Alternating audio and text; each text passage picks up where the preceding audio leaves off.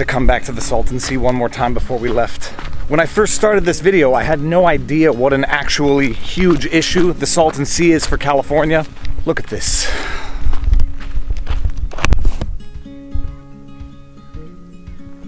And since having done the video that I did a couple of days ago, if you haven't checked it out, I'll put a link now, I've been doing a lot more research on this, and it's actually a tremendously big issue. Reading some of the comments where people are saying just let the lake dry up, it shouldn't have been there in the first place, let nature take its course. True as that may be, I didn't realize what actually serious impact this lake drying up is having, not just on the local population, but on Southern California as a whole.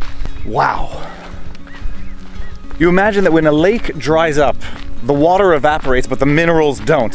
What you end up having is a concentration of the minerals, salinity, and toxicity of the lake. So the more this lake dries up, the more concentrated all of the deposits get in the lake because they don't evaporate with the water. What ends up happening is it becomes the fine silt on the bottom of the lake. And as the water evaporates, it exposes more of the shoreline and more of that fine silt. And that silt gets blown up into the air and blown down the valley all throughout Southern California. And the silt that is left over that gets exposed and blown up into the air, it's not just dust, it's not just sand. It's such fine particulate matter that the body doesn't know how to expel it. It gets inhaled into the lungs and the chemicals get absorbed directly into the bloodstream through the lungs, which is why you have a tremendous amount of respiratory problems for residents in the area. There are not only cost consequences to letting the lake dry, but there are human consequences, and I don't know how you put financial value on the lives and the health and the safety and the well-being of tens of thousands, if not hundreds of thousands of people. Economic costs of health issues resulting from this. Loss of life, burden on the healthcare system. I'm gonna take my shoes off.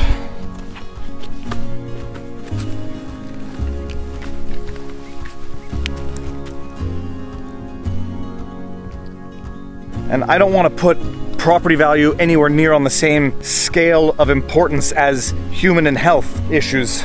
And there's no but. It's also an issue, albeit not as important as safety and health of people. Property value out here, as the lake dries up, doesn't just decrease, it becomes worthless. There's very few recreational activities to do out here anymore, and the more the lake dries up, the fewer they're going to be. There's a lot of farming out here, which is part and parcel of the problem of the concentration of the toxicity in the lake. The farms around the area use water. Water runs off into these little canals and then eventually makes its way into here. That runoff water has all of the pesticides, fertilizer, chemicals that go into farming. It gets washed into here, and that becomes the fine particulate leftover that gets concentrated in the bottom of the lake, and those chemicals get blown up into the air in a fine particulate matter as this lake dries out, and that's what gets inhaled by people as the fine dust blows down throughout the valley into Southern California. I was reading about solutions to the problem, bearing in mind that the Salton Sea is 273 feet below sea level, so water will naturally drain into this from the ocean if there's a pathway, a pipeline. Apparently the costs of putting in a pipeline to bring water in to replenish the water would cost in the order of $2 to $4 billion. And that sounds ridiculous and tremendous, but the costs of doing nothing, when you think about it, will largely exceed that. In healthcare, in loss of life, health issues, in property value decreasing or becoming worthless, doing nothing is not free. The loss of wildlife. As the lake dries up more and more, the salinity goes up, fewer fish, no need for any birds to stop over here because they have nothing to feed on and the water is too salty for them. Becomes a loss of habitat for birds. Doing nothing can actually be more expensive than investing what is required to save this. And then the question becomes, do you artificially try to save something which was the result of an accident of nature, so to speak? The Colorado River breaching its banks because of flooding and veering into here for 2 years. Is this supposed to be here? Is it up to humans to preserve it to be here? It's unclear, but it's here. It's disappearing, and as it disappears, certain health and financial issues are becoming real issues for the people who have settled here since the lake was created. And it becomes an issue for everybody hundreds of miles away, even though they don't know it, because as this lake dries up, all of the toxic dust is going to get blown up in the air, get blown down in the valley, and become issues for people who live hundreds of miles away. So do nothing because it shouldn't have been here will have a cost, and a real one.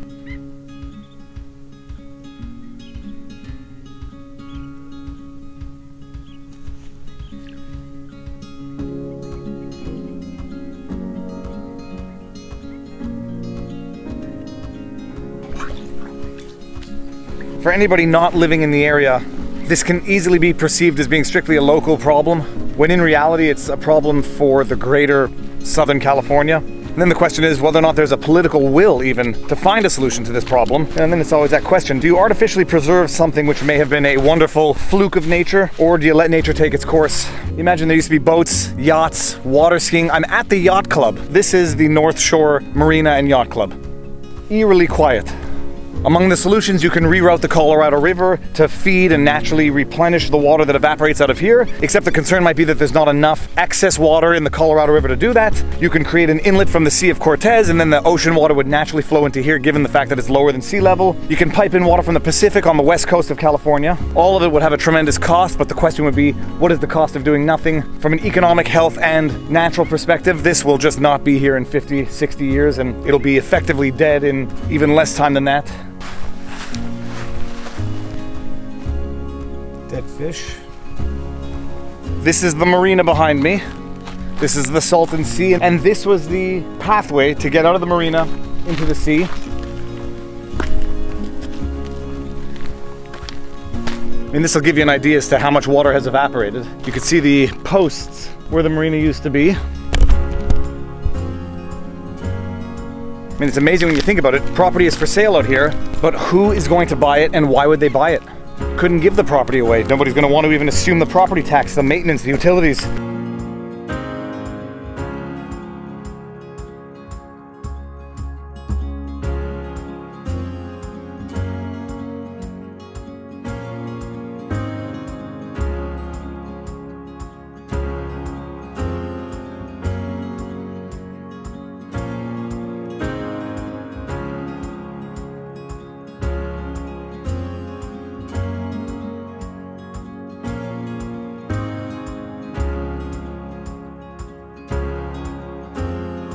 That was beautiful. Surreal, ghostly, eerie, magical, stinky, glorious, mystical. Thinking about it as I'm driving back, my conclusion is it has to be saved. It's not a question of just letting nature take its course. It shouldn't be there, or it should be there, or it should be dissolving naturally because that's just the way nature works. Whales naturally beach themselves. It doesn't mean that if you see a beached whale, you're gonna let it die and rot. There are beautiful creations of nature that, call them unnatural or call them natural to die, should still be preserved, even from a nature perspective. But from a health, economic, human perspective, this has to be saved, because the consequences of letting it dry up and have that toxic dust blow throughout the valley, through Palm Desert, down into Southern California, the human impact is going to be more nefarious than whatever qualms somebody has. Oh, tell me I didn't just miss my exit. Didn't. 10 west, 2.3 kilometers. Saving it to prevent the negative fallout has to trump any concerns that someone might have for interfering with nature and 2 kilometers. Continue on to I-10 west. Artificially preserving something that might be destined to naturally die out regardless. And speaking of Trump, if there's a way to do it, you have to appeal to the egos of the administration. And here I'll do it. If my videos serve to do one thing and one thing only, and it's save the Salton Sea, here is my public appeal. Trump, you want to leave a legacy? Save the jewel of the Palm Desert. Save the Salton Sea. Strike whatever deal you have to with Mexico to bring in water from the Sea of Cortez. Do whatever's necessary to bring in a pipeline from the Pacific. Imagine that if your legacy as president is preserving the jewel that is the Salton Sea, the Riviera of the desert.